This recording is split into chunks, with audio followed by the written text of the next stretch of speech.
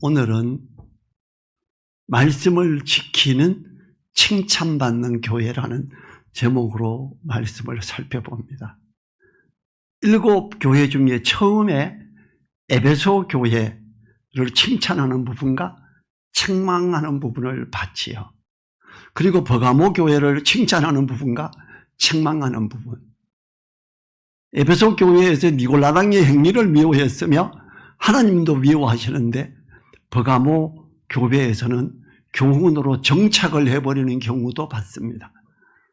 이런 교회는 좌우의 날성 검을 가지신 주님이 말씀하셨지요. 그리고 오늘 살펴보는 빌라델비아 교회는 칭찬을 듣고 책망을 받지 않는 교회입니다. 칭찬만을 듣는 교회는 두 곳으로 스무나 교회와 빌라델비아 교회가 있지요. 칭찬 듣는 부분을 자세히 살펴보고 우리도 칭찬 듣는 성도들이 되기를 원합니다. 빌라델비아 교회는 그 이름으로 이미 서로 사랑하는 교회입니다. 그 특징이 말씀을 지키고자 힘쓰며 사랑으로 하나 되는 교회인 것이지요. 우리가 주님으로부터 칭찬받으려면 말씀을 따라 마음을 다해 하나님을 사랑하고 또 성도를 사랑해야 합니다. 7절 보면 빌라델비아 교회의 사자에게 편지하기를 거룩하고 진실하사 다윗의 열쇠를 가지시니 곧 열면 닫을 사람이 없고 닫으면 열 사람이 없는 그이가 가라사대. 빌라델비아 교회에 편지하시는 주님은 거룩하고 진실하사 다윗의 열쇠를 가지신 이입니다. 첫째는 거룩하신 분이시다. 거룩하심은 하나님의 속성이지요. 또 이 주님은 하나님과 동등하신 분으로서 거룩하신 분이십니다. 거룩하시면 분리의 의미를 또 가지고 있습니다. 세상에서 분리되어 참된 진리 가운데 계신 주님을 말하는 거지요. 성도로서 세상과 분리되어 말씀 안에 제대로 서 있는 빌라델비아 교회에 함께 하시는 거룩하신 주님입니다. 두 번째로 진실하신 분이시다. 진실은 불완전의 반대인 완전을 의미하죠. 여기에서 말하는 진실은 일반적으로 거짓의 반대인 참의 진실과는 다른 불완전의 반대인 완전함을 의미합니다. 예수 그리스도의 신적 완전성을 나타내는 표현이지요. 완전하신 주님이 함께 하심을 말합니다. 세 번째로 다윗의 열쇠를 가지신 분이시다. 다윗의 열쇠란 이사야의 표현입니다. 이사야서 22장 20절 제가 읽어보지요.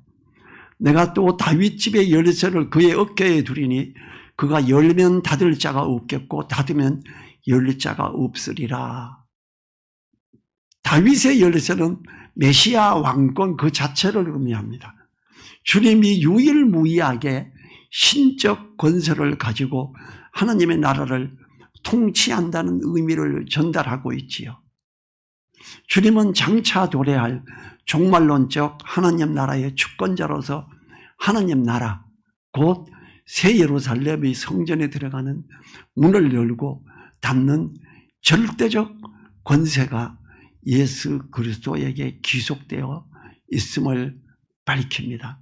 그래서 열면 닫을 사람이 없고 닫으면 열 사람이 없는 그이가 가라사대. 하나님 나라의 주권을 가지신 주님이 함께하는 교회 빌라델비아 교회입니다. 또 8절을 보지요. 볼지어다 내가 내 앞에 열린 문을 두었노니 능히 닫을 사람이 없으리라. 내가 내 행위를 아노니 내가 적은 능력을 가지고도 내 말을 지키며 내 이름을 배반치 아니하였도다. 주님이 빌라델비아 교회 앞에 열린 문을 두었다고 합니다. 이것은 다윗의 열쇠를 가지신 주님이 빌라델비아 교회에 필요한 이유입니다. 이 열린 문은 새 예루살렘 성의 특징이지요. 요한계시록 21장 25절부터 27절에서 성문들을 낮에 도무지 닫지 아니하리니 거기는 밤이 없음이라. 사람들이 만국의 영광과 종기를 가지고 그리로 들어오겠고 무엇이든지 속된 것이나 가증난 일 또는 거짓말하는 자는 결코 그리로 들어오지 못하되 오직 어린 양의 생명책에 기록된 자들 뿐이라. 예수님으로 말미암아 거듭난 자들만 들을 수 있는 성문이에요. 주님의 이름을 붙들고 배반하지 않는 그들에게 복음의 말씀으로 인한 생명의 문은 언제나 열려 있는 거지요. 적은 능력을 가지고도 주님의 말을 지키고 배반하지 않았다고 합니다. 적은 능력 뭘까요? 가난했을 수 있어요. 작았을 수 있어요. 학력이 아주 저급했을 수도 있어요. 적은 능력이래요. 그럴 적은 능력이 있는데 내 말을 지키고 배반하지 않았다는 것은 이 교회의 시련과 환란이 닥쳤지만 견디었다는 걸 말을 합니다. 적은 능력으로 견딘 것은 성도가 적었을 가능성, 교회 성도들이 하층민으로 사회에 영향력을 미치지 못하는 것을 말하기도 하지요. 소수의 힘없는 성도들이 믿음으로 승리하는 아름다운 교회가 빌라델비아 교회입니다.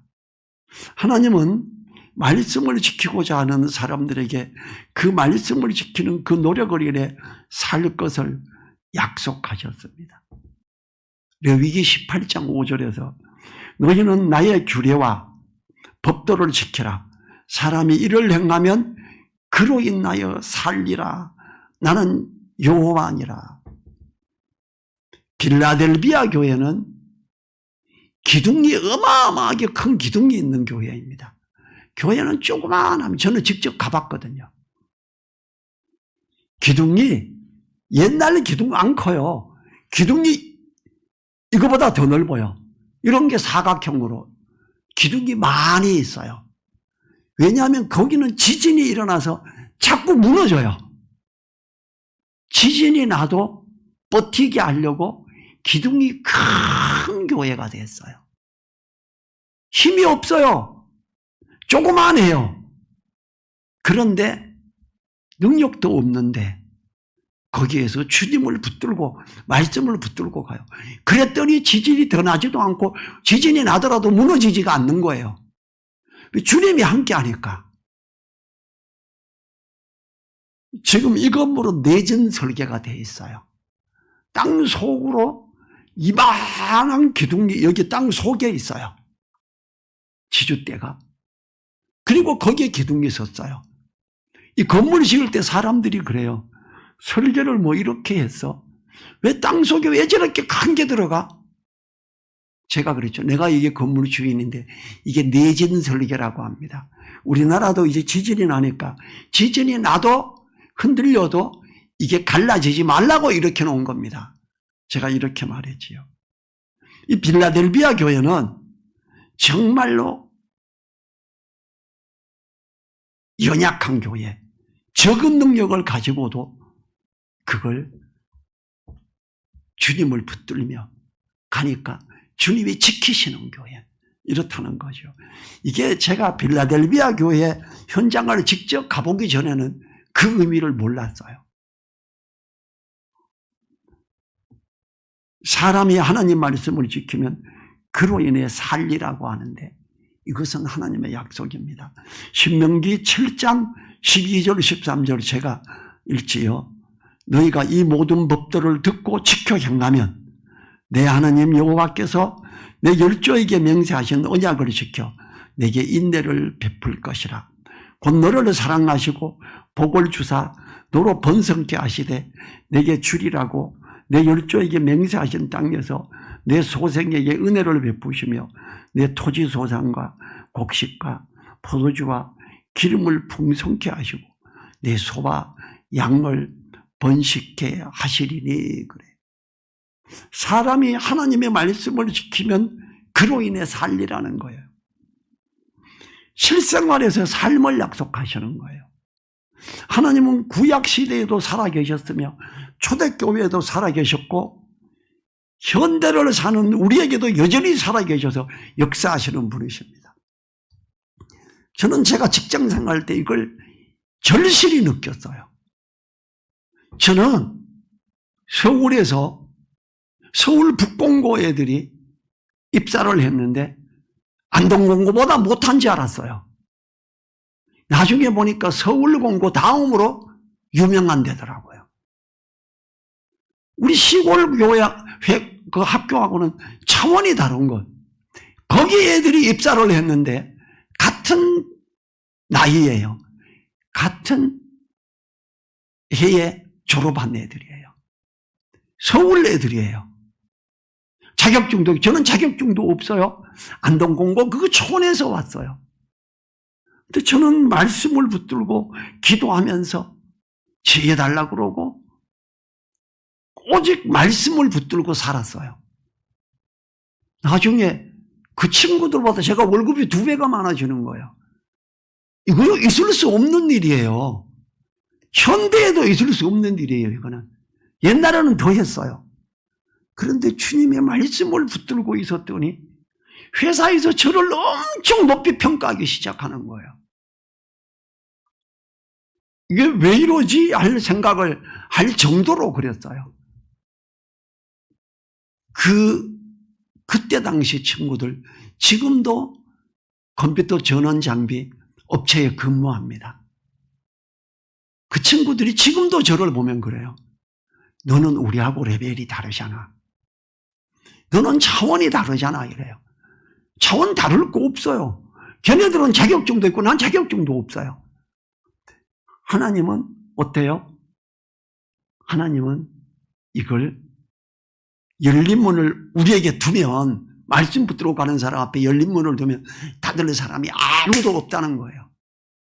우리 부서장이 저를 너무 좋아해요. 저 하나만 있으면 우리 부서 다 돌아간대요. 다른 애들 10명보다 저 하나가 낫대요. 이걸 서류를 작성해서 위로 올리는 거예요. 얘 급여 올려야 된다. 얘 보너스 더 줘라 이렇게. 끔찍스러운 일이 일어났죠. 나중에 알았지요. 주님이 함께 하시면 이게 돼요. 필라델비아 교회만 그런 게 아니에요. 현대에도 된다고요. 9절 보죠. 보라 사다리 회 곧 자称 유대인이라 하나 그렇지 않고 거짓말하는 자들 중에서 몇철 내게 주어 저희로 와서 내 발 앞에 절하게 하고 내가 너를 사랑하는 줄을 알게 하리라. 자, 자칭 유대인이라 하는 사람들. 교회를 좋아해요? 나빠해요? 나빠해요. 예수님을 죽인 자들이 누구예요? 유대인들이에요. 이 사단의 회곧 자칭 유대인이라 하나 그렇지 않고 거짓말하는 자들 중에 유대인이라고 하면서도 거짓말하는 사람들, 유대인들도 나쁜데 더 나쁜 놈들, 그들 중에 몇이 와서 절을 내요. 당신들은 진짜 하나님의 자녀네.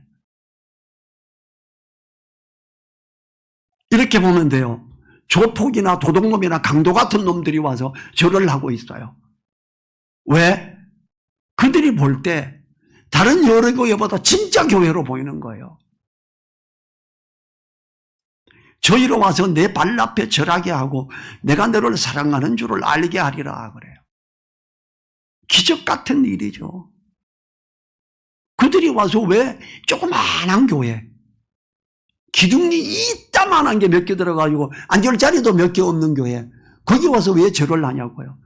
그들이 말씀을 붙들고 말씀을 의지하면서 나가니까 하나님이 쓰레기 중에 쓰레기를 보내서 내가 너희들에게 절하게 할게 이러는 거예요. 10절 넘어가죠. 10절 같이 읽지요. 내가 나의 인내의 말씀을 지켰은즉 내가 또한 너를 지키어 시험의 때를 면하게 하리니 이는 장차 온 세상에 임하여 땅에 거하는 자들을 시험할 때라. 자, 7년대의 환란이 있어요. 온 땅에 시험이 임하게 됩니다. 그런데 이 빌라델비아 교회 사람들은 이 시험의 때를 면하게 됩니다. 제가 계시록을 다 읽었을 때 내린 결론은 좀 약한 시험이 있대. 3년 반은 빌라델비아도 같이 있고 후반 3년 반이 강력한 시험이 있대요. 이때 중간에 휴거가 되는 듯한 표현이 나와요. 휴거가 되는. 후반 시험 3년 반을 시험 받지 않는 빌라델비아 교회를 생각하고 이 7년대 환란의 그 부분을 이 3장 10절의 말씀을 기준으로 해서 저는 전반기 후반기 시험이 있고 7년대 환란 중에 절반만 받는 사람들이 있다, 이렇게 해석을 하게 된 거예요. 마태복음 24장 22절에서 이는 그때에 큰 환란이 있겠음이라. 창세로부터 지금까지 이런 환란이 없었고 후에도 없으리라. 그 날들을 감하지 아니할 것이면 모든 육체가 구원을 얻지 못할 것이나 그러나 택하신 자들을 위하여 그 날들을 감하시리라. 3년 반 깎아준다는 것이요. 말씀을 지키고자 힘쓰는 것이 얼마나 고귀한 것인지 알게 합니다. 7년대 환란 중 후반기 3년 반을 면하는 것으로 이해를 하면 됩니다. 말씀을 따라 살아가는 성도들에게 주님의 극심한 심판의 때를 면하게 하시겠다고 하시지요. 말씀을 지켰은즉 이렇게 말하죠. 지금 위에서 뭐라 그래요? 10절 전반절에 내가 나의 인내의 말씀을 지켰은즉 너를 지켜 시험의 때를 면하게 하리라. 말씀을 지키는 자들에게 하나님으로부터 역사하심이 있을 걸 말을 하는 거지요.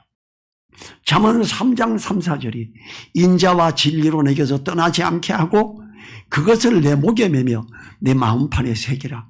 암송하고 세워겨야 돼요. 그리하면 내가 하나님과 사람 앞에서 은총과 기중의 여김을 받으리라. 구약에서부터 약속하던 바예요.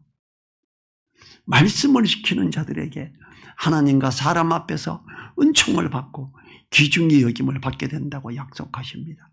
얼마나 소중한 갚으심인지 모릅니다. 하나님은 분명히 말씀을 지키는 자들에게 그 지키고자 하는 그 자체를 인해 살리라고 약속하십니다. 11절 넘어가지요.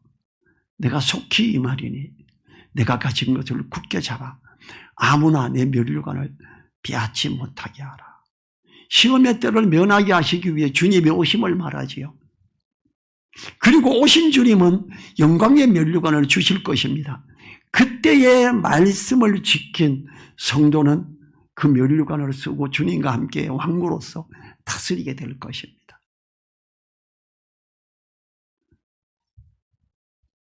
요한계시록 22장 5절에서 다시 밤이 없겠고 등불과 햇빛이 쓸데없으니 이는 주 하나님이 저희에게 빛이심이라 저희가 세세토록 왕노릇하리로다. 자, 12절 같이 읽어요. 12절 이기는 자는 내 하나님 성전에 기둥이 되게 하리니 그가 결코 다시 나가지 아니하리라. 내가 하나님의 이름과 하나님의 성 곧 하늘에서 내 아버지 하나님께로부터 내려오는 새 예루살렘의 이름과 나의 새 이름을 그 위에 기록하리라. 말씀을 알고 마음에 두고 묵상하며 지키는 성도들에게 성전의 기둥이 되게 하신다고 약속합니다. 자, 성전에는 새 예루살렘 성에는 기둥이 12개가 있습니다. 그 12 기둥의 터에는 12사도의 이름이 있습니다. 이 12사도의 이름이 있고 그 기둥은 말씀은 지키는 자들로 인해 세워져 감을 알게 하지요. 자, 요한계시록 21장 14절 제가 읽을게요. 그 성에 성곽은 12기초석이 있고 그 위에 어린 양의 12사도에 12 이름이 있더라. 12기초석이 있고 거기에 기둥이 세워져요. 이 기둥이 누구라고요?